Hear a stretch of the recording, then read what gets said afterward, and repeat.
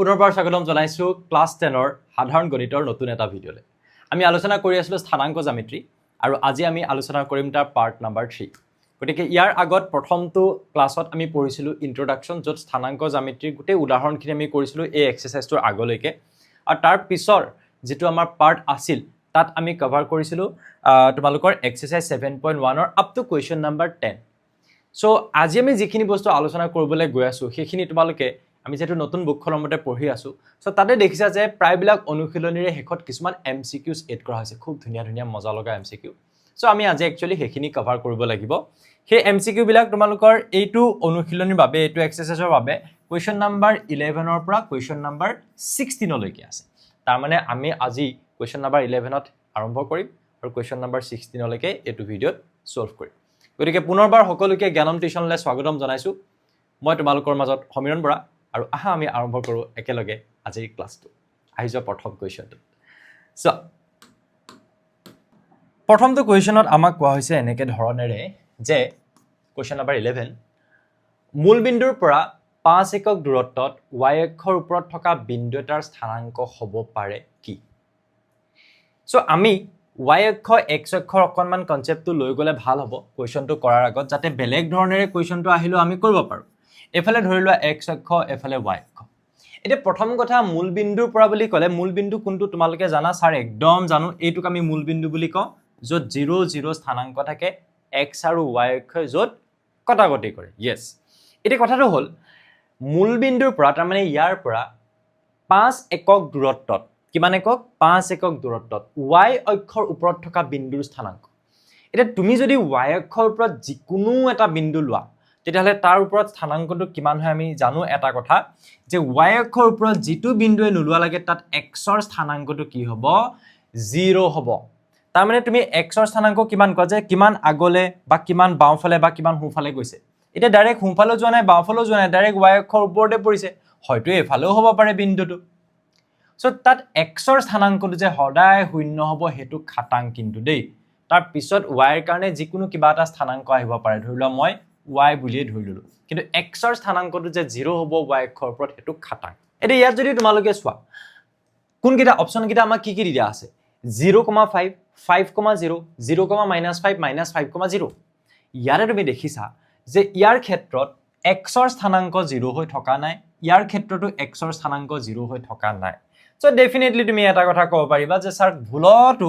2 নম্বৰটো আৰু 4 নম্বৰটো সেই বিন্দুটো হ'ব নোৱাৰে যিটো y অক্ষৰ ওপৰত আছে। হয়নে বাৰু? হয় স্যাৰ। এতিয়া কথাটো হ'ল, তেতিয়াহ'লে তুমি যদি 2 দেখিছা, ইয়াত দেখিছা নি? নাই। ইয়াত দেখিছা নি? নাই। ইয়াত দেখিছো, বাদ দিয়া, এইটো হ'বই নোৱাৰে অপচন 2 and 4 বুলি কৈছে। সো হেতুটো ভুলেই হয়, আৰু বাকি এইকেইটাৰ পৰা আমি এটা অপচনটো বিচাৰি ল'ব লাগে। চোৱাচোন বাৰু, এতিয়া যদি তুমি কোৱা যে মূল বিন্দুৰ পৰা 5 একক দূৰত্বত y অক্ষৰ ওপৰত, সো 5 একক দূৰত্ব এফালেও হ'ব পাৰে। সাপোজ মই তোমালোকক দেখালো এইটো এটা বিন্দু, 1 2 3 4 কে এইটো 5 হ'লগে যেনিবা। সো 5 একক দূৰত্ব হ'লে তুমি কি বুলি লিখিবা? 0,5, আৰু এফালেতো হ'ব পাৰে, তেতিয়া কি লিখিবা? 0,-5। তাৰ মানে তোমাৰ অপচন কোন কেইটা হ'ব?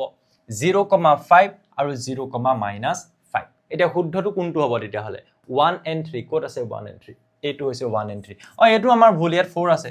ইয়াত 4 আছে, এইকেইটাটো আমাৰ ভুলেই হ'ব। So 1 and 3। মই কৈছো তোমালোকক যে কিছুমান কুৱেশ্যন এনেকুৱা আছে যিবিলাক সলভ নকৰাকৈ তোমালোকে উলিয়াই দিব পাৰা, বেছি ভাবি নথকাকে। কিন্তু তোমালোকে দেখিছা 4 নম্বৰ মই এইটো কাটিলো বাৰু, এইটো আমাৰ কাটিব পাৰো নহয়, 4 and 4 এইকেইটাটো ভুলেই হয়। সো এইকেইটা অপচন হ'বই নোৱাৰে, এইটোৱে হ'ব। বা ইভাগেও তোমালোকে বুজি হলেও পাব লাগিব, ইয়াত মেইন কনসেপ্টটো বুজি পাব লাগিব, তেতিয়া যিকোনো কুৱেশ্যন পাৰিবা। যে 0 ৰ পৰা এফালে 5 হ'ব পাৰে, 0 ৰ পৰা এফালেও 5 হ'ব পাৰে। সো এফালে হ'লে +5, 0,5, এফালে হ'লে -5, 0,-5। একদম সিম্পল কুৱেশ্যন। নেক্সট কুৱেশ্যনত আহি যাব পাৰি মোৰ মতে। চোৱা কুৱেশ্যন নাম্বাৰ 12, যদি এটা ত্ৰিভুজৰ শীৰ্ষবিন্দু তিনিটা ইমান হয়, তেন্তে ত্ৰিভুজটো কি হ'ব? এতিয়া আমি এটা বস্তু জানো যে ত্ৰিভুজ এটাৰ ক্ষেত্ৰত শীৰ্ষবিন্দু কেইটাক আমি স্থানাংক জ্যামিতিৰ সহায়ত লিখিব পাৰো। ধৰি ললো মই এইটো a বিন্দু,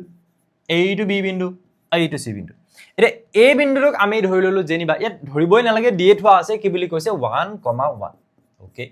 b বিন্দুটো কি হয়? 4,1, আৰু c বিন্দুটো কি হয়? 4,4। আচ্ছা, এতিয়া যদি তুমি দূৰত্বৰ সূত্ৰ ব্যৱহাৰ কৰা, তেতিয়াহ'লে তুমি ab উলিয়াব পাৰিবা, তুমি bc উলিয়াব পাৰিবা, আৰু তুমি AC উলিয়াব পাৰিবানে বাৰু স্যাৰ পাৰিম আমি দূৰত্ব সূত্ৰ পঢ়িছো এটো চেপ্টাৰ আৰম্ভণিতে এতিয়া আমি অকনমান দেখি পেলানি চোৱা এই যেটো মেথড ন এই মেথডটো কি বুলি কোৱা হয় জানানে এটো কোৱা হয় এলিমিনেশন যেটো মেথড হয় তাত তুমি এলিমিনেট কৰিবা এলিমিনেট মানে কি আতৰাই দিয়া এটো হবই নোৱাৰে আমি এমসিকিউত সদায় হেতু বস্তু ট্ৰাই কৰিব লাগে হা তেতিয়া আমাৰ কাৰণে ইজি হৈ যায় কেতিয়াবা টান লগা কোৱেশ্চন এটা আমি নোৱাৰিম বুলি ভবা এটা হয়তো পাৰি যাব পাৰো কিয়নো তুমি এটা বস্তু চোৱা ইয়াত অপচন বিলাক আছে 2 and 4 3 and 4 এনেকে ধৰণে আছে নে নাই স্যাৰ আছে ওকে কি আছে নো 1 2 3 4 সমকোণী ত্ৰিভুজ এই প্ৰতিটো বস্তুৱে তুমি জানিব লাগিব সমকোণী ত্ৰিভুজ মানে যাৰ কোণটো কিমান হয় যিকোনো এটা কোণ কিমান হ'ব 90 ডিগ্ৰী হ'ব এটো হৈছে সমকোণী ত্ৰিভুজ ৰাইট এংগল ট্ৰায়াঙ্গল তাৰ পিছত আছে সমবাহু ত্ৰিভুজ সমবাহু হ'বলে কি হ'ব লাগিব গুটেকেইটা বাহু সমান বা গুটেকেইটা কোণ সমান আৰু গুটেকেইটা কোণ সমান হলে তাক কোৱা হয় কি বুলি যে তোমাৰ মানে কিমান ডিগ্ৰী হ'ব 60 ডিগ্ৰী কে হ'ব ওকে ফাইন তাৰ পিছত কি আছে তাৰ পিছত আছে সমদ্বিবাহু ত্ৰিভুজ সমদ্বিবাহু ত্ৰিভুজ মানে কি হয় স্যাৰ দুটা বাহু সমান হ'ব লাগিব সো মই যদি কওঁ যে ত্ৰিভুজটোৰ যিকোনো দুটা বাহু সমান সাপোজ এই বাহুটো আৰু এই বাহুটো সমান এটো হ'ব সমদ্বিবাহু দেন বিখম বাহু মানে তাৰ এটা বাহু ইটোৱে আনটোৰ সৈতে সমান নহয় এনেকুৱা হ'ব পাৰে এতিয়া অপচন গিতে তোমালোকে মন কৰিবা এটা বস্তু হা 2 and 4 আছে 2 মানে কি 2 মানে হৈছে সমবাহু আৰু তোমাৰ 4 মানে কি 4 মানে হৈছে বিখম বাহু চোৱা কেতিয়াও এটা ত্ৰিভুজ যাৰ তিনিটা বাহুৱে সমান তাৰ আগত তিনিটা বাহু অসমানো হ'ব এনেকুৱা হ'ব পাৰে নি এটা ত্ৰিভুজ আছে মই কলো ত্ৰিভুজটো তিনিটা বাহু সমান কি হ'ব তেতিয়াহলে সমবাহু তিনিটা বাহু অসমান কি হ'ব বিখম বাহু একেলগে দুটা হ'ব পাৰে নেকি বাৰু কৰবাত কেতিয়াও নোৱাৰে স্যাৰ গতিকে 2 and 4 টো তুমি দেখিয়ে কাটি দিয়া বাদ দিয়া পঢ়িবলৈ তাৰ পিছত তুমি এটা বস্তু চোৱা 3 and 4 টোত কি আছে সমদ্বিবাহু ত্ৰিভুজ আছে আৰু এফালে আছে বিখম বাহু ত্ৰিভুজ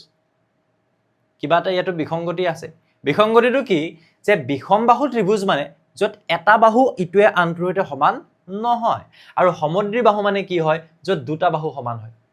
এতিয়া মই এটোৰ মতে কি কৈছো যে এটা বাহু ইটোৰ সৈতে আনটো সমান নহয় আৰু এটোৰ মতে কি কৈছো যে দুটা সমান হয় তো দুটা জানো শুদ্ধ হ'ব পাৰে এটাই কৈছে দুটা সমান এটাই কৈছে এটাও সমান হ'ব নোৱাৰে এটাও যদি সমান হ'ব নোৱাৰে দুটা কোণ সমান হ'ব পাৰিব তাৰ মানে যেটো ত্ৰিভুজ বিখম বাহু কি সমদ্বিবাহু হ'ব নোৱাৰে যেটো ত্ৰিভুজ সমদ্বিবাহু হি বিখম বাহু হ'ব নোৱাৰে গতিকে 3 and 4 টো হ'বই নোৱাৰে ইয়াতে 3 and 4 টো হোৱাৰ কোনো চান্সই নাই তো তুমি দেখিছা দুটা বস্তু তুমি কি কৰি দিলা এলিমিনেট কৰি দিলা this is the method of elimination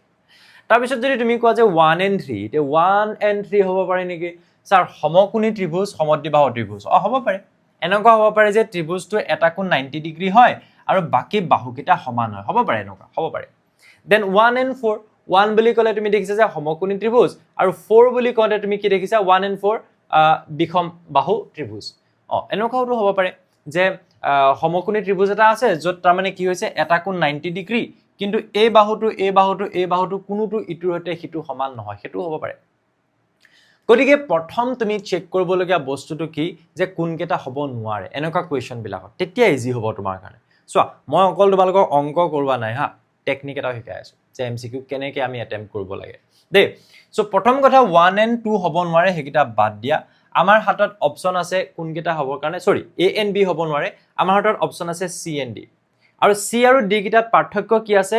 1 1 দুইটাতে আছে এটো 3 এটো 4 আছে তাৰ মানে কি সমকোণী ত্ৰিভুজ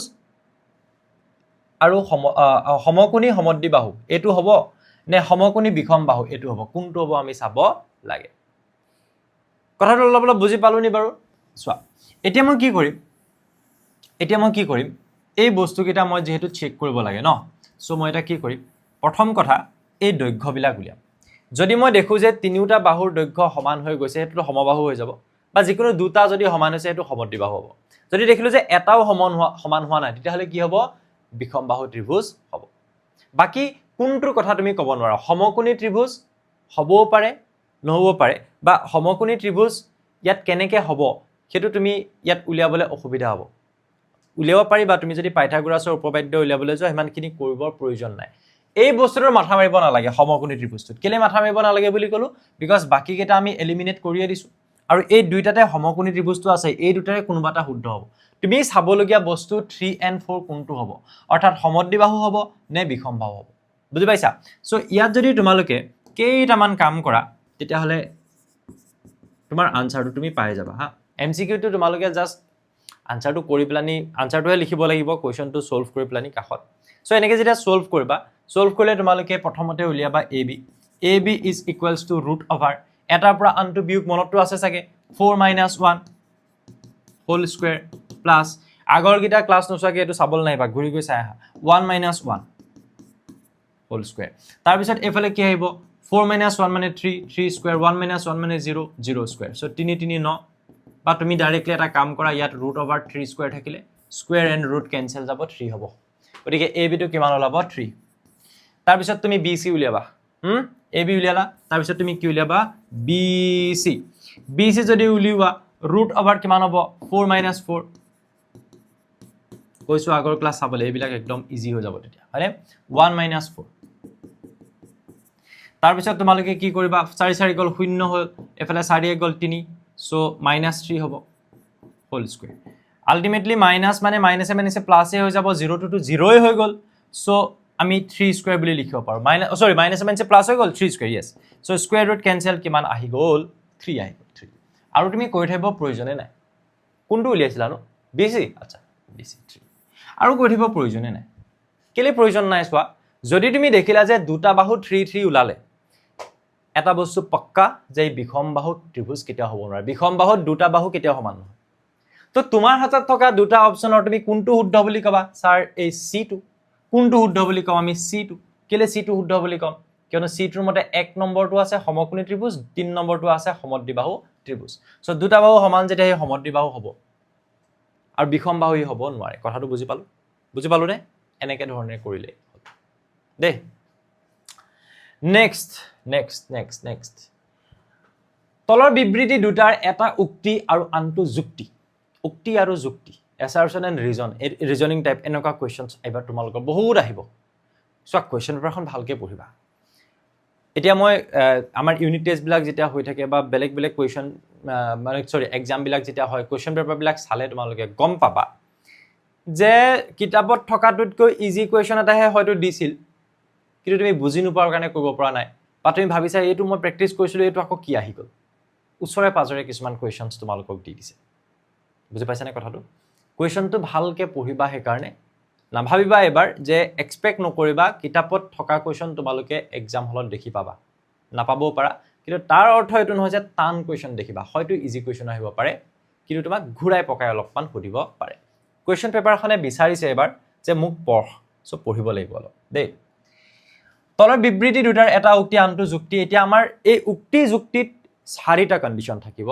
প্ৰথমটো হল যে a আৰু r দুয়োটাই শুদ্ধ r a ৰ শুদ্ধ ব্যাখ্যা এই বস্তুটো মই আগতে তোমালোকক বুজাইছিলো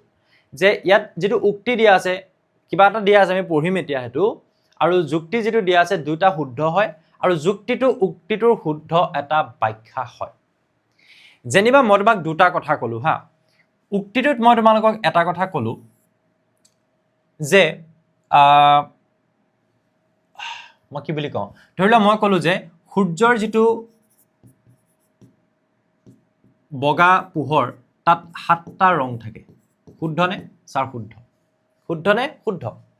তাৰ পিছত মই বি টোত অলপ বেলেগ ধৰণৰ কিবা এটা কথা কৈলো বি টোত মই এনেকে ধৰণে কলো যে উত্তল লেন্স হৈছে অভিখাৰী অপখাৰী লেন্স তোমালোকে পঢ়িছা উত্তল লেন্স হৈছে অভিখাৰী ইয়েস উত্তল লেন্স অভিখাৰী হি চাপ খুৱায় পোহৰ তাৰ মাজেদি যেতিয়া পাৰ হৈ যায় এনেকে পাৰ হৈ যায় হি চাপ খুৱায় ঠিকই আছে এইখিনিলৈকে এৰে ই শুদ্ধনে শুদ্ধ কিন্তু এনেকুৱাটো নহয় যে ইয়াৰ শুদ্ধ যুক্তি যে সূৰ্যত কিহৰ কাৰণে 7টা ৰং বোলে আনসাৰটো হৈছে উত্তল লেন্স অভিখাৰী হেতু কাৰণে হয় নেকি নহয় সো এই কন্ডিশনটো হলে তুমি ক'ব নোৱাৰা যে উক্তিটো আৰু যুক্তিটো শুদ্ধ ঠিক আছে কিন্তু যুক্তিটো তাৰ মানে উক্তিটোৰ এটা শুদ্ধ ব্যাখ্যা নহয় এটা তোমাক যদি 2 নম্বৰ যুক্তিটোত যদি তোমাক এনেকে কলেহেতেন হা যুক্তিটোত যদি কলেহেতেন যে প্ৰিজমৰ মাজেদি যেতিয়া সূৰ্যৰ বগা পোহৰ পাৰ হৈ যায় তেতিয়া 7টা ৰঙত কি হয় বিভক্ত মই নে শৰ্টলি লিখি দিছো বিভক্ত হয় ভাগ হৈ যায় এটো শুদ্ধনে প্ৰিজমৰ মাজেৰে সূৰ্যৰ বগা পোহৰ পাৰ হৈ গলে 7টা ৰঙত বিভক্ত হৈ যায় স্যাৰ শুদ্ধ সূৰ্যৰ বগা পোহৰত 7টা ৰং আছে স্যাৰ শুদ্ধ সো সূৰ্যৰ বগা পোহৰত যে 7টা ৰং আছে তাৰ ৰিজনটো এটো নেকি যে প্ৰিজমৰ মাজেৰে চালে মই বগা পোহৰটো পাৰ হৈ যোৱাৰ পিছত 7টা দেখো ইয়েস তেতিয়া তুমি ক'বা যে উক্তিও শুদ্ধ যুক্তিও শুদ্ধ আৰু যুক্তিটোৱে সেই উক্তিটোৰ এটা যুক্তি দি আছে কথাটো বুজি পালা একদম মই সিম্পল এটা এক্সাম্পল লৈ তোমালোকক বুজাই দিলো দেই আৰু কেতিয়াবা এনেকুৱা হ'ব যে এইটো শুদ্ধ এইটো ভুল কেতিয়াবা এইটো ভুল এইটো শুদ্ধ সেইটো আৰামছে তোমালোকে বুজি পাবা মই যদি কওঁ সূৰ্যত 10টা ৰং থাকে সূৰ্যৰ বগাপুৰত 10টা ৰং থাকে তুমি এইটো ভুল বুলি ক'বা আৰু যদি মই কওঁ যে প্ৰিজমৰ মাজেৰে পাৰ হৈ যোৱাৰ পিছত 7টা ৰঙত বিভক্ত তেতিয়া এইটো শুদ্ধ বুলি ক'বা সো এইটো ভুল এইটো শুদ্ধ কেতিয়াবা এইটো ভুল এইটো শুদ্ধ এইটো ভুল হ'ব এনেকুৱা কথা এতিয়া আমাৰ কথাটোত প্ৰথমটোত কোৱা হৈছে এই বুলি ধৰণেৰে যে এ আৰু দুইটা শুদ্ধই হয় এ যুক্তি আৰু উক্তি দুইটা শুদ্ধ আৰু এই শুদ্ধ ব্যাখ্যা যে ইয়াক শুদ্ধভাৱে ব্যাখ্যাও কৰিছে তাৰ মানে হা তাৰ পিছত এ আৰু আৰ দুইটাই শুদ্ধ কিন্তু আৰ এৰ শুদ্ধ ব্যাখ্যা নহয় তাৰ মানে ইউ শুদ্ধ কিন্তু ইয়াৰ যুক্তিটো দি থকা নাই এই যুক্তিটো ইয়াৰ বাবে শুদ্ধ নহয় এটো বেলেগ এটা যুক্তিহে হ'ব এ শুদ্ধ কিন্তু আৰ শুদ্ধ আৰু এ শুদ্ধ কিন্তু আৰ শুদ্ধ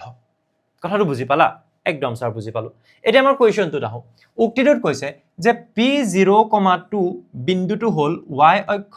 আৰু ইমান ৰেখাডালৰ ছেদবিন্দু প্ৰথম কথা হল y অক্ষৰ ওপৰত থকা বিন্দুত x ৰ স্থানাংক যেহেতু 0 হ'ব আৰু বিন্দুটো কোৱা হৈছে 0,2 yes সো প্ৰথমটো কথা শুদ্ধ যে বিন্দুটো হল y অক্ষৰ আৰু ইমান ৰেখাডালৰ ছেদবিন্দু তাৰ মানে চোৱা মই এটা কথা তোমালোকক কওঁ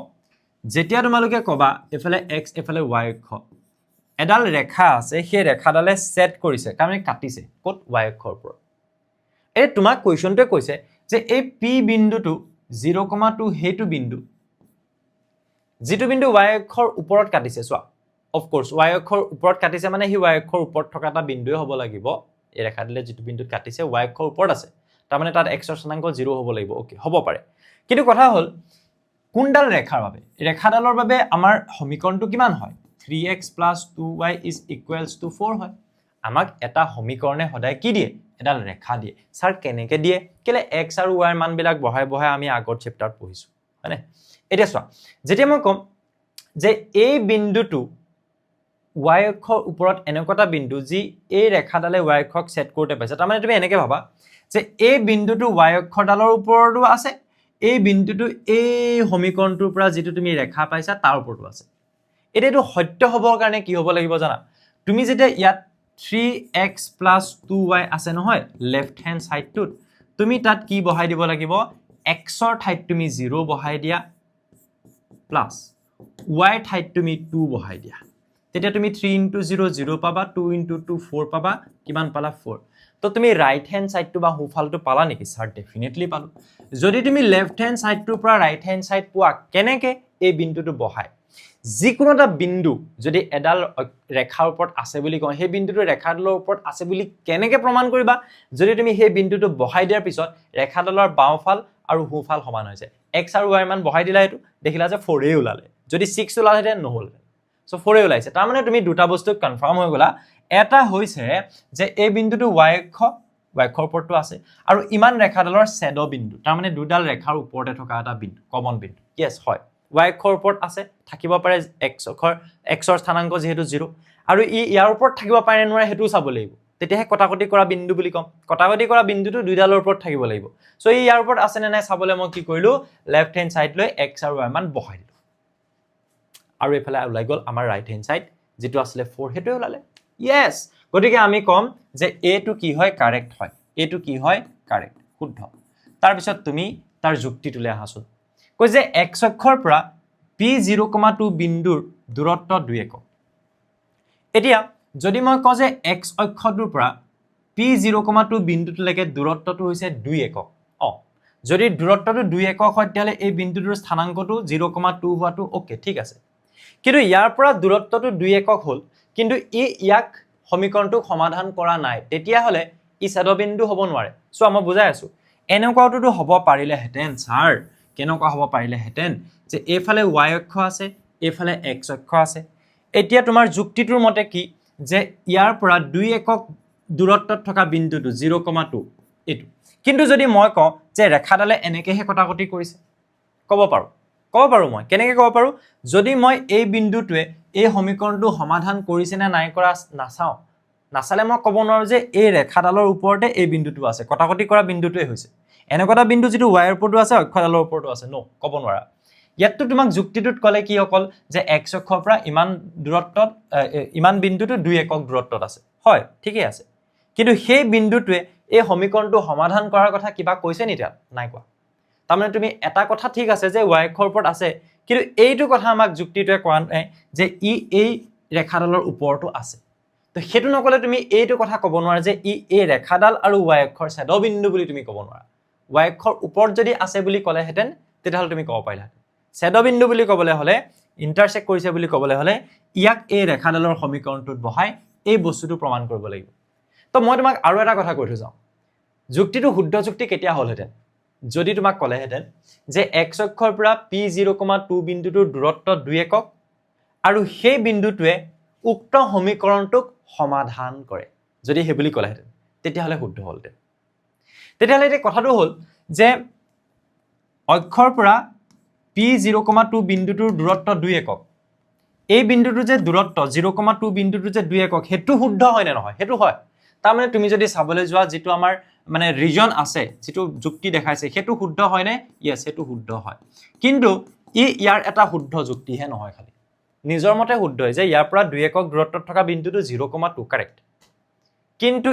ইয়াৰ কাৰণে যুক্তি নহয় সো ইয়াৰ পৰা তুমি এটা কথা গম পালা যে ইয়াত তুমি কবা যে a আৰু b দুটাই শুদ্ধ কিন্তু r টো a ৰ শুদ্ধ ব্যাখ্যা নহয় কিয়নো ইয়াত এটা বস্তু মিসিং আছে যে এই বিন্দুটোৱে এই সমীকৰণটো সমাধান কৰিছে বুলি তোমাক কথাটো কৈ দিয়া নাই কলেহে তুমি ক'ব পাৰিবা যে তাহাতৰ ছেদবিন্দু হয়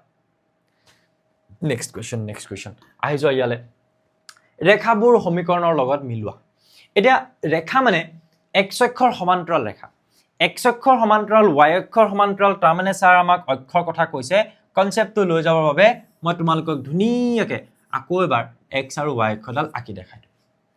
যদি মই কওঁ x অক্ষৰ সমান্তৰাল তাৰ মানে কেনেকুৱা হ'ব এনেকুৱাডাল ৰেখা হ'ব ইয়াৰ সমান্তৰাল তো এই সমান্তৰাল ৰেখাডাল কেনেকুৱা হ'ব যত y ৰ মান 4 হ'ব যত x ৰ মান -2 বা y mx সো যদি মই এনেকে ধৰণেৰে কওঁ তোমালোকক একদম ফিলটো মই আনিব ট্ৰাই কৰিম হা একদম ফিল কৰিব লাগিব দেই স্থানাংক জ্যামিতি মই ফিল কৰাই দিম প্ৰতিটো চেপ্টাৰ মই ফিল কৰাই দিম সো মই যেনিবা কলো এনে মই কলো আৰু দেই যে এটা বিন্দু আছে বিন্দুটো হৈছে তোমাৰ ইয়াৰ পৰা মূল বিন্দুৰ পৰা 4 একক দূৰত্বত আছে y অক্ষৰ ওপৰত আছে কিমান হয় 0,4 তাৰ পিছত মই আৰু এনেকুৱা কিছুমান বিন্দু কলো যত y ৰ মানটো 4 হয় হয়তো 1,4 হ'ব পাৰে হয়তো 2,4 হ'ব পাৰে হয়তো 3,4 হ'ব পাৰে হয়তো 5,4 হ'ব পাৰে কিন্তু ওপৰলে কিমান 4 এনেকে আছে এই গুটে বিন্দুবোৰ জয়েন কৰি দিলো তেতিয়া তুমি কি পাবা তুমি এনেকুৱা এটা সমীকৰণ পালা এনেকুৱা এটা ৰেখা পালা যত y ৰ মান বিলাক কিমান হৈ আছে 4 সো y ৰ মান বিলাক যেতিয়া 4 হৈ আছে তাৰ অৰ্থটো কি হ'ল যে হি সব মানে বিন্দুতে y ৰ মানটো একে আছে তেতিয়া তুমি ৰেখাডাল নিজে দেখিছা কেনেকুৱা হৈছে x অক্ষৰ সমান্তৰাল বুজি পালানে সো x অক্ষৰ সমান্তৰাল ৰেখাডাল তুমি কেতিয়া পাবা যেতিয়া তাত y ৰ মান বিলাক এটাই থাকিব y 4 4 আৰু সো 4 4 4 4 1 4 2 4 3 4 5 4 সব 4 4 4 4 লগ লগাই দিলে হি x অক্ষৰ সমান্তৰাল হৈ যাব স্যাৰ বুজিলো আমি গম পাইছো যে এটো হ'ব ইয়াৰ হতে মিলি যাব তাৰ মানে এটো কাৰ হতে মিলি যাব কিউৰ হতে মিলি যাব ওকে ফাইন তাৰ পিছত আহি যোৱা y অক্ষৰ সমান্তৰাল ৰেখা যদি y অক্ষৰ সমান্তৰাল হ'বলে হয় তেতিয়াহলে কেছটো কেনেকুৱা হ'ব x অক্ষৰ সমান্তৰাল এটো y অক্ষৰ সমান্তৰাল হ'বলে হলে কেনেকে হ'ব স্যাৰ y অক্ষৰ সমান্তৰাল হ'বলে হলে এনেকুৱা হ'ব কেনেকুৱা হ'ব এনেকুৱা হ'ব তো y অক্ষৰ সমান্তৰাল হ'বলে ইয়াত প্ৰতিটো বিন্দুত x ৰ মানটো একে হ'ব লাগিব যেনেকৈ ধৰি লোৱা যেনিবা 1,1 1,2 1,3 1,4 1,5 এনেকৈ গৈ আছে যেনিবা তাৰ মানে যিমানটো আগবাঢ়ি গৈছে হেতু একে 1 ইমান 1, ইমান তাৰ মানে x অক্ষৰ স্থানাংকটো যেতিয়া ফিক্স থাকিব সাপোজ 1 আছে তেতিয়াহ'লে তুমি কবা যে হেডাল কাৰ হতে সমান্তৰাল হ'ব y হতে সমান্তৰাল হ'ব এটা তোমাৰ ইয়াত কি দিৰা আছে যে x -2 তাৰ অৰ্থটো তুমি কি বুজি পালা চোৱাচোন x = -2 অৰ্থটো তুমি কি বুজিলা হে তুমি এটা কথাই বুজিলা যে x অক্ষৰ ক্ষেত্ৰত মানে ৰেখাডালৰ ক্ষেত্ৰত x ৰ স্থানাংক বিলাক -2 সো এফালে গলে 1 2 এফালে আহিলে ধৰিলা -1 -2 সো ধৰিলা -2,1 এটো 1 যেনিবা 2 3 4 -2 1 -2 2 -2 3 -2 4 বা তুমি এনেকৈ ল'ব পাৰা -2 -1 এইটো -1 সাপোজ এইটো -2 -3 -2 -1 -2 -2 -2 -3 এইবিলাকটো জানা সো এই গোটেই বিন্দুবিলাক যেতিয়া জয়েন কৰি দিবা দেখিবা যে ই কি হ'ব ইয়াৰ সৈতে সমান্তৰাল হ'ব গতিকে আমি যদি এনেকুৱা এডাল ৰেখাৰ কথা কওঁ য'ত x ৰ মানবোৰ এটাই আছে -2 তেতিয়াহ'লে তুমি ক'বা যে হি y অক্ষৰ সমান্তৰাল সো ডেফিনেটলি গম পালা যে 2 নম্বৰটো কাৰ লগত মিলিব ইয়াৰ লগত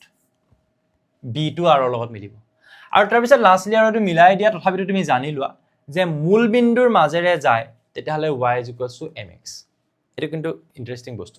মই দেখাই আছো চোৱা এটা সমীকৰণ আছে যেটো হৈছে y mx + c ই তোমাক কি দিয়ে এডাল সৰল ৰেখা দিয়ে পোন ৰেখা বা স্ট্ৰেইট লাইনৰ সমীকৰণ হয় এটো তো এই ৰেখাডাল কেনেকৈ বুজায় জানা তুমি যদি কোৱা যে এইফালে হৈছে x এইফালে হৈছে y অকমান ডাঙৰকৈ দেখাও এইফালে হৈছে x এইফালে হৈছে y আৰু মই যদি তাতে তোমাক কওঁ যে এনেকৈ এডাল ৰেখা আছে দেই এনেকৈ তো মই যেনিবা ক'লো যে এইটো 1 এইটো 2 সো কোৰ পৰা আৰম্ভ হৈছে এইডাল 2 পৰা সো ইয়াত এই 2 টো হৈছে কি হয় c ইয়াত c মানটো কিমান হৈ আছে 2 তাৰ পিছত ইয়াত m টো কি হয় তুমি যদি x অক্ষৰ লগত সমান্তৰালকৈ আঁকি দিয়া ইয়াত এটা কোণ পাবানে স্যাৰ পাম কোণ এটা পাবানে পাম এই কোণটো যিমান ডিগ্ৰী হয় তাৰ আগত যদি 10 বহাই দিয়া বলে 10 30 ডিগ্ৰী 10 40 ডিগ্ৰী যি পাবা আৰু হেতু হ'ব এই m টো আৰু x মানে x ৰ স্থানাংক y মানে y স্থানাংক তুমি যদি ইয়াৰ পৰা যিকোনো এটা বিন্দুলা তাৰ x আৰু y স্থানাংক নাপাবা জানো সেইবিলাক হৈছে x আৰু y এটা বুজিবলগীয়া বস্তুটো হৈছে c c টো যেতিয়া 0 হ'ব তেতিয়াহ'লে তোমাৰ ৰেখাডাল কেনেকুৱা হ'ব তুমি ভাবা এনেকৈ আছে ন এফালে x এফালে y আছে ন সো মই কি বুলি কৈছো এই স্ট্ৰেইট লাইনটো যদি ইয়াৰ পৰা আৰম্ভ হয় তেতিয়াহ'লে এইটো হ'ব c মান যদি ই ইয়াৰ মাজেদি যায় তেতিয়াহ'লে c মানটো কিমান হ'ব 0 হ'ব নেকি yes 0 হ'ব বুজি পাইছা সো ইয়াৰ পৰা ইয়ালৈকে অকনমান দূৰত্ব এটা আছে ইয়াৰ পৰা এটোটো মূল বিন্দুৰ মাজেদি গুছি গ'ল তেতিয়া c মানটো কি হ'ব 0 হ'ব সো y mx + c নিলিখি 0 যদি লিখি দিয়া ultimately mx so y mx এ তোমাক কি দিয়ে মূল বিন্দুৰ মাজেৰে যোৱা এডাল ৰেখা দিয়ে বুজি পালানে y mx + c ৰেখাটো কেনেকুৱা এনেকুৱা সৰল ৰেখা স্ট্ৰেইট লাইন তাত c টো কি হয় ইয়াৰ পৰা কিমান ওপৰত হি y অক্ষৰ ওপৰত কাটিছে যদি y অক্ষৰ ওপৰত কিমান দূৰত কাটিছে এটো যদি মূল বিন্দুৰ মাজেৰে যায় তেতিয়াহ'লে এই দূৰত্বটো কিমান হ'ব 0,0 নহয় জানো ইয়াত সো c টো 0 হৈ যাব এই c টো কি হয় যে y অক্ষৰ কিমান দূৰত্বত y অক্ষৰ ওপৰত কাটিছে তাৰ মানে হেতু আছিল যদি মূল বিন্দুৰ মাজেৰে যায় তেতিয়াহ'লে c টো 0 হ'ব তেতিয়া mx + c mx থাকি যাব ন 0 mx + 0 তাৰ মানে mx ওকে ফাইন তেতিয়াহ'লে তোমালোকে এই গুটেবিলাক এতিয়া বাদ দিয়া আহি যোৱা আমাৰ অপচনটোত কোনটো শুদ্ধ উত্তৰ হ'ব মুলে ৰবই নালাগে গমে পাইছা যে স্যাৰ a টো মিলিব r ৰ লগত আছে নে এটো নাই a r ৰ লগত ইয়াত আছে a r ৰ লগত চোৱা a q ৰ লগত আছে বাদ দিয়া a p ৰ লগত আছে বাদ দিয়া a r ৰ লগত ইয়াতো আছে আচ্ছা y টো r y টো ভুল কৰিছো নেকি ভুল কৰিছো ৰবা দেই a টো আছে আমাৰ q ৰ লগত সৰি a q ৰ লগত ক'ত আছে a টো p ৰ লগত আছে নহব a r ৰ লগত নহব a টো q ৰ লগত ইয়াতে আছে এটো r ৰ লগত আছে এটো q ৰ লগত এটো হ'ব বাকি নাচালো হয় ষ্টিল চাই দিয়া একবাৰ কেতিয়াবা aq দুটা অপচনো থাকিব পাৰে b টো r ৰ লগত মিলি আছে নে yes b r ৰ লগত c টো p ৰ লগত আছে নে c টো p ৰ লগত এনে ভয় খাই আছিলা চাৰ্টটো দিছে অপচন বিলাকত ইমান হোপা কিবা কিবি দিছে a b p q তুমি এবোৰ কি মুখস্থ কৰিব লাগে নেকি a b p q নালাগে ন মেইন বস্তুটো জানি লোৱা তাৰ পিছত অপচন কেইটা আহা এনে ইজি লাগিব ঠিক আছে ইজি তোমালোকক ভয় খাবলৈ খালি কোৱেশ্চন বিলাক অকনমান দীঘলীয়া লম্বা কৰি দিছে জ্ঞানম টিউচন এপটো ডাউনলোড কৰিছানে যদি কৰা নাই একদম আজিয়ে কৰা তিনটা কোৰ্স ক্লাস 10 ৰ বাবে আমাৰ ইয়াতে আছে একদম ফেমাস এটা কোৰ্স হৈছে তোমালোকৰ এই টাৰ্গেট 100 যেটো হৈছে জেনাৰেল সায়েন্সৰ বাবে এটা কোৰ্সটো চালে গম পাবা 100 ৰ ভিতৰত 100 পাব পৰাকে এটা কোৰ্স তোমালোকলৈ আগবঢ়োৱা হৈছে বহুত ষ্টুডেন্ট অলৰেডি এনৰোল হৈ আছে ইয়াত বহুত ষ্টুডেন্টে বহুত ভালকে ৰিজাল্ট কৰিব পাৰিছে ইয়াৰ পৰা 100 ৰ ভিতৰত 100 পাইছে এতিয়ালৈকে এনে নহয় টাৰ্গেট 100 ইয়াৰ যিবিলাক ক্লাস হ'ব সেইবিলাক ৰেকৰ্ডেড ক্লাস হ'ব আৰু ইয়াত তোমালোকৰ লাইন বাই লাইন এনসিআৰটি কভাৰ কৰি হ্যান্ড ৰিটেন ক্লাস নোট দিয়া থাকিব আৰু তাৰ লগতে এবাৰ নতুনকৈ এটা বস্তু এড হৈছে যেটো হৈছে চেপ্টাৰ ওয়াইজ 100 এমসিকিউজ প্ৰতিটো চেপ্টাৰৰ 100 টাকে এমসিকিউ আৰু তাৰ আনসাৰো তাত এক্সট্ৰাকে আছে সো প্ৰেক্টিছৰ বাবে একদম বঢ়িয়া এটো হৈছে আমাৰ এডভান্স ম্যাথমেটিক্সৰ কোৰ্স একদম বঢ়িয়াকে পঢ়াই আছে আমাৰ ফাৰাজ আমিন ছাৰে এটা ৰেকৰ্ডেড কোৰ্স হয় প্ৰতিটো কোৰ্সে ৰেকৰ্ডেড এইটো নতুনকৈ ইনক্লুড কৰা হৈছে 2026ত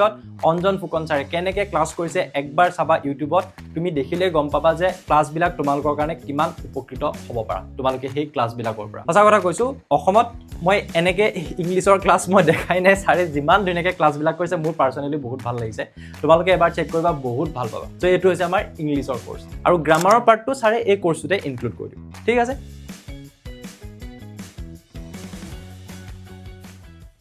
এতিয়া আহিছোঁ ইয়ালৈ আকৌ আহিলে যুক্তি আৰু উক্তি কৈছে এটা ত্ৰিভুজৰ পৰিসীমা ঠিকে আছেতো আমাৰ য়েছ এটা ত্ৰিভুজৰ পৰিসীমা 2 প্লাছ √2 এটা ত্ৰিভুজৰ পৰিসীমা আমাক দি থোৱা হৈছে 2 প্লাছ √2 যাৰ শীৰ্ষবিন্দুকেইটাৰ স্থানাংক 1,0 0,1 আৰু -1,0 আৰু উক্তিটো কি বুলি দিছে যে ax1, y1 আৰু bx2, y2 বিন্দু সংযোগী বিন্দু দুটা মধ্যবিন্দুৰ স্থানাংক হৈছে ইমান এটা বস্তু চাবা হা দুটা বেলেগ বেলেগ ষ্টেটমেন্ট প্ৰথমতে কৈছে এটা ত্ৰিভুজৰ তুমি ইমাজিন কৰিবৰ কাৰণে ত্ৰিভুজ এটা আঁকি লোৱা কিবা যায় নেকি নাযায় চাই একো নাযায় ধুনীয়াকৈ ত্ৰিভুজ এটা আঁকা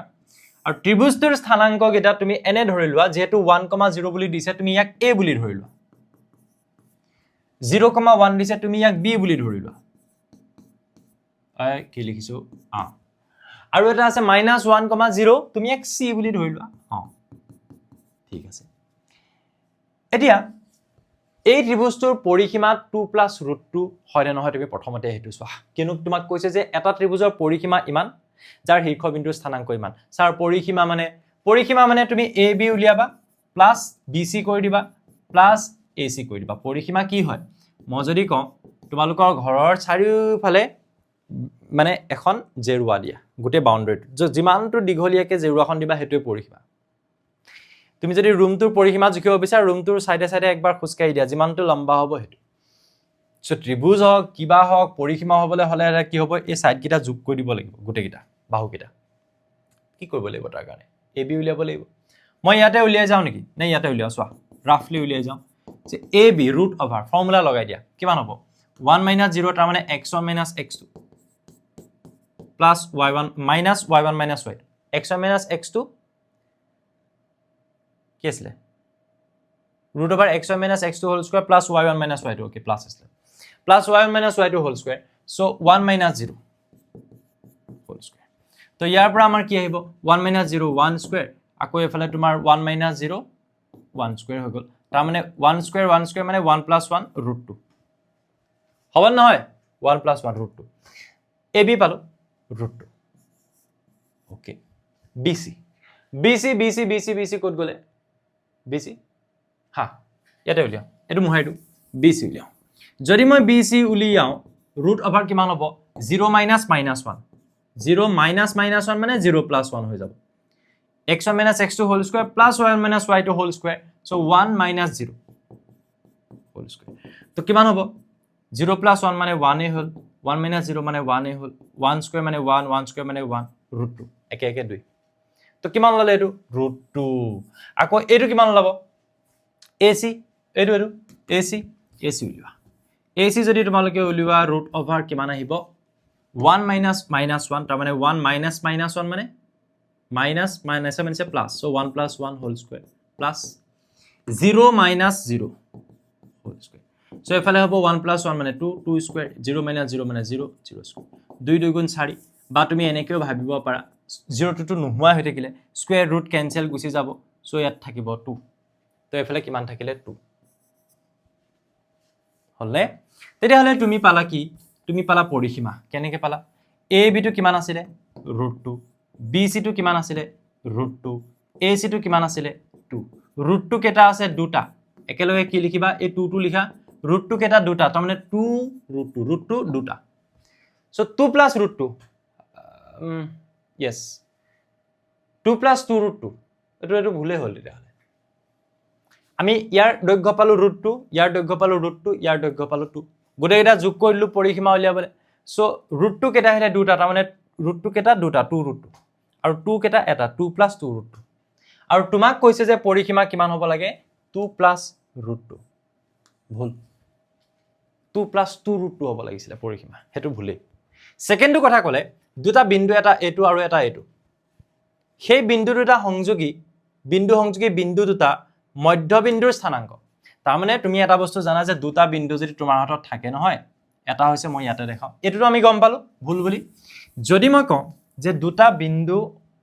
এটা হৈছে তোমাৰ এই কিতাপত কোৱাৰ নিচিনাকে x1, y1 কোৱেশ্চনটোত কোৱাৰ নিচিনাকে আৰু এটো হৈছে x2, y2 তেতিয়াহলে তাহাতৰ সংযোগী যিডাল ৰেখা তাহাতৰ মধ্যবিন্দুৰ স্থানাংকৰ এটা ফৰ্মুলা আছে ধৰিলা p বুলি কলো ফৰ্মুলাটো কি ইয়াত আমাক বিন্দুটো দি থোৱা নাই ধৰিলা মই p বুলি কলো ফৰ্মুলাটো একদম সহজ কেনেকুৱা যে ইয়াৰ স্থানাংক তুমি প্লাস কৰি দিয়া x1 + x2 ডিভাইডেড বাই 2 কৰা কমা এইটো আৰু এইটো y1 + y2 ডিভাইডেড বাই 2 কৰি দিয়া ওৰেগে তুমি তাত কি বুলি কবা যে এটো শুদ্ধ নে x1 + x2 / 2 y1 + y2 / 2 yes শুদ্ধ তেতিয়ালে তুমি ইয়াৰ পৰা কি বুলি কবা তুমি কি বুলি কবা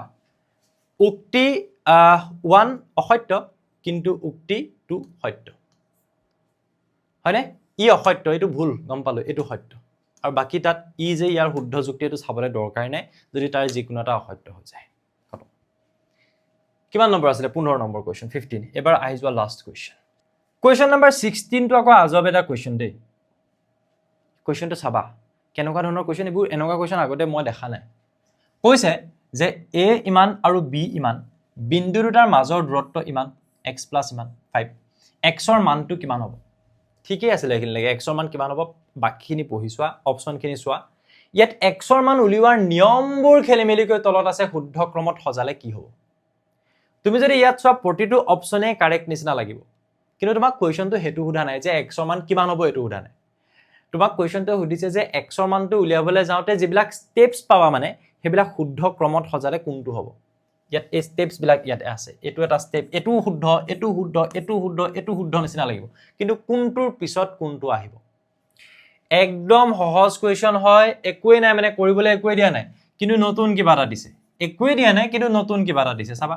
এটা বিন্দু হৈছে x, -1 আৰু এটা বিন্দু হৈছে 3, -2 সাপোজ এটো আমি কি বুলি ধৰিলো b 3, -2 তাহাতৰ মাজৰ দূৰত্ব কিমান দি থোৱা আছে x + 5 এইটো x + 5 এতিয়া x ৰ মান উলিওৱাৰ নিয়মটো সুধিছে চোৱা তো ইয়াত আমাৰ এটা বস্তু হ'ব কি হ'ব যে a b ৰ মাজৰ যিটো দূৰত্ব হ'ব তাক উলিয়াবলৈ আমি যদি সূত্ৰটো লগাও ধৰিলা 3 - x x2 - x1 whole square plus y2 - y1 -2 - 1 so -2 minus আকৌ এটো -1 আছে y2 - y1 হোল স্কয়াৰ এইটো আমাক কি দিব এহেতৰ মাজৰ দূৰত্বটো যেটো x + 5 দি থোৱা আছে হেতুৱে দিব ওকে ফাইন তাৰ পিছত তোমালোকে কি কৰিবা দুইফালে হোল স্কয়াৰ কৰি দিবা এফালে হোল স্কয়াৰ হেফালে হোল স্কয়াৰ কৰি দিলে কি হ'ব ৰুটটো নোহোৱা হৈ যাব এই ৰুটটো যেটো আছে হেতু কি হৈ যাব নোহোৱা হৈ যাব আৰু তেতিয়া তুমি ইয়াৰ পৰা পাবা মাইনাসে মাইনাসে তোমাৰ প্লাস হৈ যাব +1 হোল স্কয়াৰ আৰু এফালে কিমান থাকিব x + 5 তাৰ পিছত নেক্সট তুমি কি কৰিবা 3 - x হোল স্কয়াৰ আৰু ইয়াত থাকিব -2 + 1 মানে কিমান হ'ব -1 -1 হোল স্কয়াৰ মানে কিমান হ'ব +1 আৰু এফালে কিমান থাকিব x + 5 হল তাৰ পিছত তুমি কি কৰিবা বাৰু এই হোল স্কয়াৰ আচ্ছা এটা কথা নহয় এফালে আমি হোল স্কয়াৰ দিলে ইয়াতো আমাৰ হোল স্কয়াৰ হ'ব সৰি দিবল থাকি গৈছিলে yes কোনবাই ভাবি আছিল এতিয়ালৈকে এটা ঠিক হল ৰুটটো আতৰাবলে স্কয়াৰ দুইফালে কৰিলো তো এফালে কিমান হ'ব চোৱা a - b হোল স্কয়াৰ তাৰ মানে a square - 2 * a * b 2 3 6 direct লিখো 2a * b x + b square তাৰ মানে x স্কয়াৰ আৰু এটো কিমান থাকিলে 1 হল তাৰ পিছত এফালে কি থাকিব a + b whole square a square + 2 * a * b 2 * x * 5 2 5 10 2 5 10 * x 10x + 5 5 25 ঠিক আছে ন দেখো প্লাস x স্কয়াৰ এফালে আছে প্লাস x স্কয়াৰ এফালে আছে তো এফালে নিলে 0 হৈ যাব মাইনাস হৈ প্লানি নেক্সট আমি স্টেপস কেটা দেখাই আছো দেই মুহাই দিব নোৱাৰি এটো চোৱা স্টেপস খিনি লাগিব আমাক 3 3 কিমান হ'ব স্যাৰ 9 এটো কিমান -6x আৰু এটো +1 +1 টো একেলগে লিখো এটো -6x আৰু এফালে আছে +10x আৰু +25 +10x +25 এই ভালকে লিখো এতিয়া তুমি এটা বস্তু চাবা হা 9 + 1 25 এফালে লৈ আনিলা -25 এফালে 10x আছে প্লাস 6x এফালে না যাব জানো 10x প্লাস 6x তাৰ মানে কিমান হৈ যাব একেলগে লিখি দিও 16x তাৰ পিছত তুমি কি কৰিবা দেখিবা যে 9 + 1 10 হৈ যাব 10 - 25 25 - 10 মানে -15 10 - 25 মানে সরি 25 - 10 মানে হৈছে তোমাৰ 15 সো এফালে 9 + 1 10 10 - 25 ও মই দেখাই দিছো দিয়া 10 - 25 আৰু এফালে 16 10 - 25 মানে 25 ৰ দগত 15 বা ডাঙৰ দগত মাইনাস আছে so -15 is equals to 16x তুমি গম পাইছা চাগে x ৰ মান কিমান হ'ব 16 টো তললে গুছি আহিব -15/16 বুলি লিখি দিব পাৰা এতিয়া চাবা দেই ইন্টাৰেষ্টিং খেলটো এতিয়া আহিব তোমাৰ মতে এইটো হৈছে x ৰ মান বিচাৰি পইছা কোড x ৰ মান এইটো একদম এইটো শুদ্ধ নিচিনা লাগিছে কিন্তু কি কৈছে ক্ৰমটো চোৱা 3 1 4 2 তাৰ মানে কি এটা বস্তু চাই লবা দেই আমাক যত 2 টো ফাৰ্ষ্টত আহিছে এটো কেতিয়া হ'ব নোৱাৰে বিকজ 2 টো লাষ্টত আহিবই লাগিব নাম্বাৰ 2 স্টেপস টো লাষ্টত আহিব লাগিব না লাগে বিকজ এটো final answer so at number 2 লাষ্টত কোড আহি আছে ইয়াত আহিছে নে ইয়াত এটোত আহিছে এটোত নাই অহা এটোত আহিছে এটোত নাই এটো বাদ দিয়া এটো ভুলে আৰু এটো ভাবি লাভ নাই নাম্বাৰ 2 টো লাষ্টত আহিব কিয়নো এটো ফাইনাল আনসাৰ এটা এই তিনটাৰ ভিতৰত এটোত চোৱা থাৰ্ড স্টেপটো প্ৰথমতে দেখাইছে মানে নাম্বাৰ 3 টো নাম্বাৰ 3 কি আছে এটো আমাৰ ফাৰ্স্ট স্টেপ চাব গলে ইয়াত যদি তুমি চাবলৈ চোৱা এটো আমাৰ ফাৰ্স্ট স্টেপ হ'ব মই এনেকে ধৰণে লিখো এটো 1 নম্বৰত আহিব লাগিব ফাৰ্স্ট ঠিক আছে বা তোমালোকে যদি ইয়াত দেখা এই অপচনটোৰ মতে এটো কিমানটো অপচনত আছে নাম্বাৰ 3 অপচনটো মই ইয়াতে বিচাৰি পাইছো এটো হয়নে নহয় তোমালোকে নিজে চোৱা এটো এক্স্যাক্টলি এটোই হয় স্টেপস বিলাক চালে হল তাৰ পিছত নাম্বাৰ 1 টো কি আছে 9 + 1 - 25 ইয়াত নিজে বিচাৰি লৈছো 9 + 1 - 25 is equals to 16x এটো বুলে কিমান 1 আচ্ছা ঠিক আছে তাৰ পিছত 4 কোনটো হয় 4 এইটো কোনটো এইটো 9 - 16x + x² - 1 এটো আমি কিমান পাম কত পামগে এটো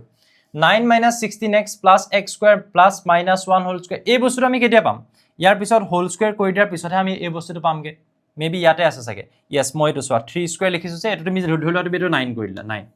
তো 9 - কিমান 6x + কিমান x² + কিমান -1 হোল স্কয়ার মানে কি হয় +1 এটো তুমি এনেকৈ লিখিব পাৰা বুলে -2 + 1 কিমান হ'ব একেটাই কথা মই জাস্ট বুজাই দিছো -1 হোল স্কয়ার সো প্লাসে মাইনাসে মাইনাসৰ নিচিনাই হৈ আছে ঠিক আছে প্লাস হৈ আছে প্লাস -1 হোল স্কয়ার সো এটো তুমি এনেকৈ লিখি থলা জানিবা কি কথা আছে একেটাই কথা স্টেপটো লগত মিলাবৰ কাৰণে আৰু দেই so 9 - 6x - 1 square plus x² -1 whole square এফালে আছে x² + 10x + এই স্টেপটো তুমি ক'ত পাইছা এটো 4 বুলি দিছে এটো ইয়াত পাইছা 4 বুলি যেটো অপচন আছে হেতু হৈছে এটো স্টেপ সব আহি গল তোমাৰ হাতত 1 4 3 আচ্ছা আৰু কি বাকি আছে 2 টো লাষ্টৰটো এই 2 কি আছে x = -15/6 এটো লাষ্টত আছে এটা তুমি নিজে চোৱা প্ৰথমতে এই 3 4 1 2 কোনটো আহিছে ক'বাত এনেকুৱা কোৱেশ্চন আগতে পাইছিলা নাই পোৱা কিন্তু কিবা নতুন বস্তু যদিও আমি আগতে এনেকুৱা মানে কিবা নতুন ইয়েস কোৱেশ্চনটো হুডাৰ ষ্টাইলটো নতুন বাট বস্তুখিনি নতুন নেকি নহয় আমি স্টেপসখিনি কৰিছো স্টেপসখিনি এৰেঞ্জ কৰিবলৈ কৈছে দেখিছানে সো দিমাগ লগাও মানে হা 3 টো প্ৰথমতে আহিব তাৰ পিছত 4 টো আহিব তাৰ পিছত তোমাৰ হেইটো 1 টো আহিব হয়নে আৰু তাৰ পিছত তোমাৰ কি আহিব 2 আহিব ক'ত মিলি আছে নিজে চোৱা দিয়া 3 4 1 2 3 4 নহয় 3 4 3 3 4 1 2 এটো হ'ব তোমাৰ কাৰেক্ট অপচন স্টেপসখিনি সিৰিয়ালি ইয়াতে আছে শুদ্ধ ক্ৰমত আছে আগতে শুদ্ধ ক্ৰম বুলি ক'লে সৰুৰ পৰা ডাঙৰলে ডাঙৰৰ পৰা সৰুলে এ পাইছিল এটা বেলেগ ধৰণৰ সো এইখিনি বস্তু আমাৰ অনুশীলনী 7.1 ৰ নতুন কোৱেশ্চনৰ ভিতৰত আহি যায় এই ক্লাস বিলাক যদি তোমালোকে এতিয়ালৈকে চোৱা নাই one shot videos A to Z answer question answer আছে আমাৰ জেনাৰেল সায়েন্সৰ যথেষ্টখিনি ভিডিও ইউটিউবতে अवेलेबल আছে মই প্লেলিস্ট দি দিম সোশ্যাল সায়েন্সৰ ভিডিও নতুনকে আশাপূৰ্ণ হৈছে বাইদেউ দিবলৈ আৰম্ভ কৰিছে ফাৰহাছ আমিন ছাৰৰ উচ্চ গণিতৰ ক্লাস আছে অঞ্জন ফুকন ছাৰৰ ইংলিছৰ ক্লাস আছে ঋতুপৰ্ণ ছাৰ আৰু মোৰ নাম সমীৰণ বৰা যদি কোনোবাই নতুনকে চাই আছে আমাৰ ভিডিও বিলাক সো আমাৰ ম্যাথমেটিক্স আৰু জেনাৰেল সায়েন্সৰ ভিডিও আছে সো বহুতখিনি তোমালোকৰ বাবে এনেকুৱা ভিডিও আছে যিবিলাক চালে তোমালোক যথেষ্ট উপকৃত হ'ব পাৰিবা তাৰ কাৰণে তোমালোকে দুটা কাম কৰিবা প্ৰথম কথা আমাৰ জ্ঞানম টিউচনটো তোমালোকে যেনেকৈ দেখিছা তেনেকৈ জ্ঞানম টিউচন ক্লাছ 9 and 10 বুলি এটা চেনেল আছে সেইটো ছাবস্ক্ৰাইব কৰি ৰাখিবা হোম পেজটোত গ'লে পাবা বা চাৰ্চ কৰি দিলেও পাই যাবা নেক্সট কথা হ'ল ডেছক্ৰিপশ্যনত মই তিনিখন প্লেলিষ্ট দিম এখন মেথছৰ কাৰণে এখন ছায়েন্সৰ কাৰণে আৰু এখন ছ'চিয়েল আৰু ইংলিছৰ কাৰণে আৰু উচ্চ গণিতৰ দি দিম ঠিক আছে এইকেইটা প্লেলিষ্ট মই দি দিম তাত গৈ তোমালোকে চাব পাৰিবা যিখিনি ইউটিউবত এভেইলেবল আছে ভিডিঅ'